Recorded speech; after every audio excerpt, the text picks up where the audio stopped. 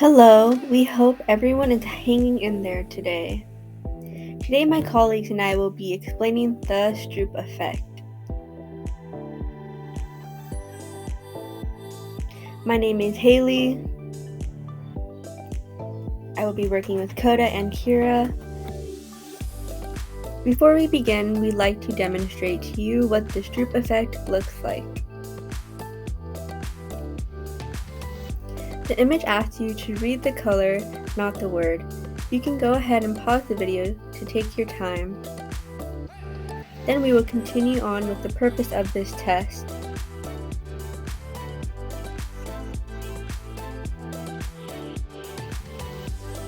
The word green colored in red shows how the brain automatically rates the word, but needs to identify the color, so it switches the task in order to proceed the process of color recognition, which requires a lot of attention. In a nutshell, the Stroop effect demonstrates how the brain processes information.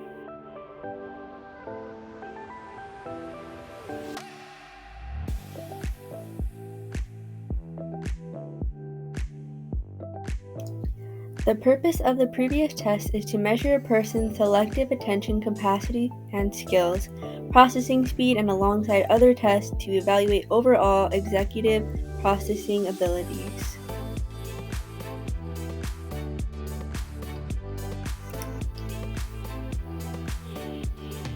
John Ridley Stroop's original research shows that 74% of people take longer to state colored words compared to stating the color of a square.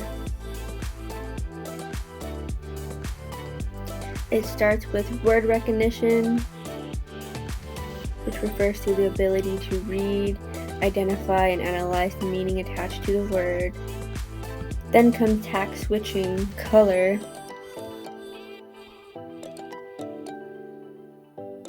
and lastly is processing.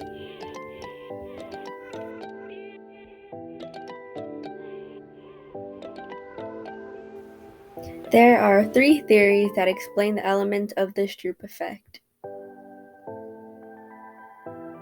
The first one is called the speed of processing theory, which demonstrates that it is easier for one's brain to read the colors and state the color. The second is selective attention theory, which shows how processing and naming colors require more attention than reading words.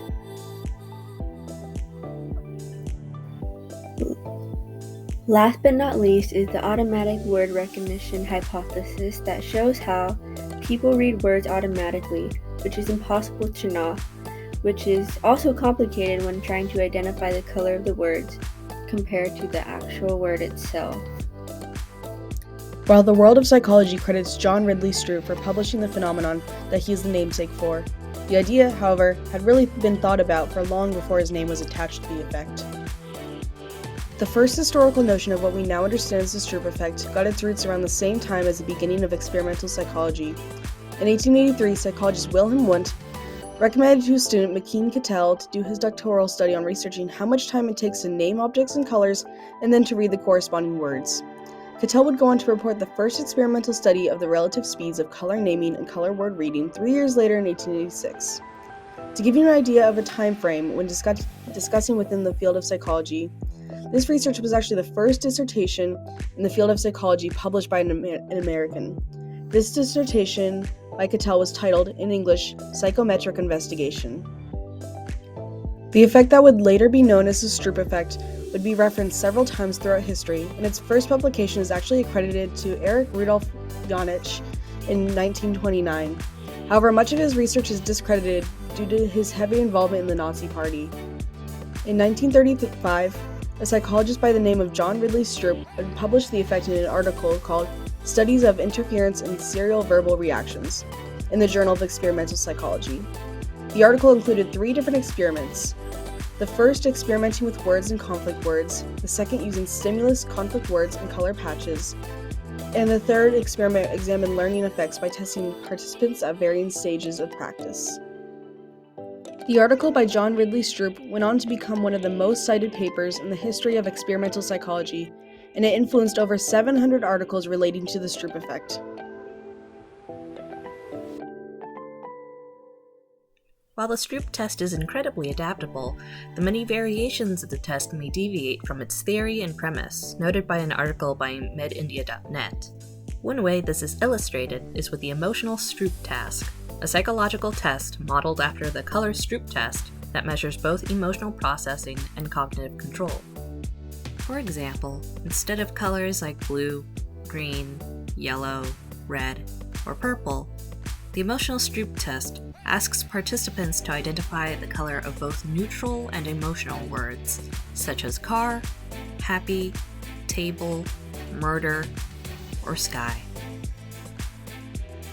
While research is growing for the emotional Stroop task, it is important to acknowledge how slower word recognition cannot be solely attributed to whether a word is emotional or not, and how words like murder, depression, and excitement are more complex than descriptive words like red, green, or yellow.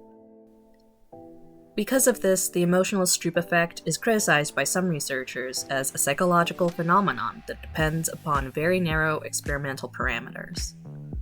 Researchers who utilize the Stroop effect must also consider the effect of uncontrolled variables outside of the test itself, such as noise, light, and condition of the participants.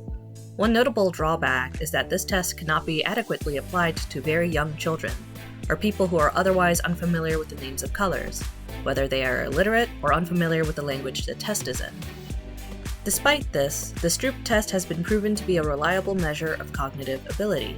Its versatility has been seen in studies in children's development, in our ability to handle conflict and problem solving, in veterans recovering from PTSD, has proven how language can expand our cognitive control by learning a second language, and has even been used with deaf participants.